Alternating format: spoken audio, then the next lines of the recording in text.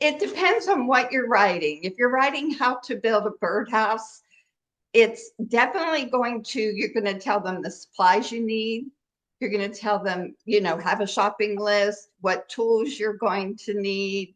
So you are going to have maybe a full chapter on just assembling the material and having the proper tools. And then you're going to go right into the steps. Step 1, measure. Step 2, cut. Step 3, hammer. Step 4, size it up, look to see if anything needs to be adjusted.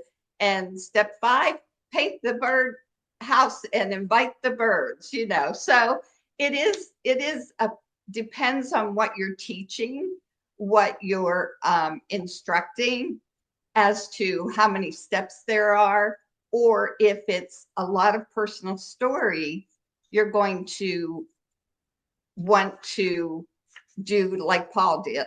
You're going to explain the promise that the reader of this book will come away with a stronger knowledge of your personal identity according to God's thoughts, what God thinks, who you are, who God says you are. So you're going to state your promise, and then you're going to show the steps or the way through personal story and scripture that you can replace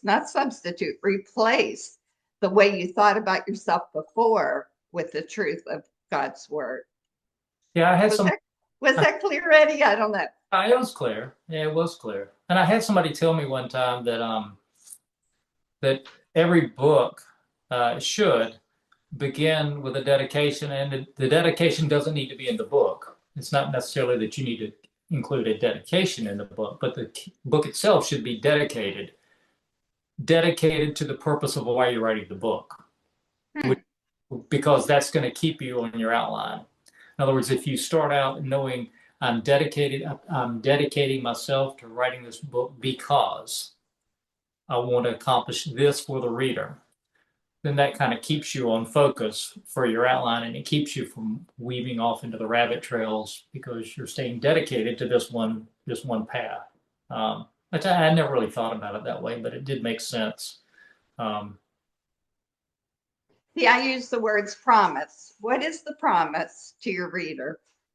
When you finish this book, you will know how to build a birdhouse. You will know that you are beloved by God, and you won't,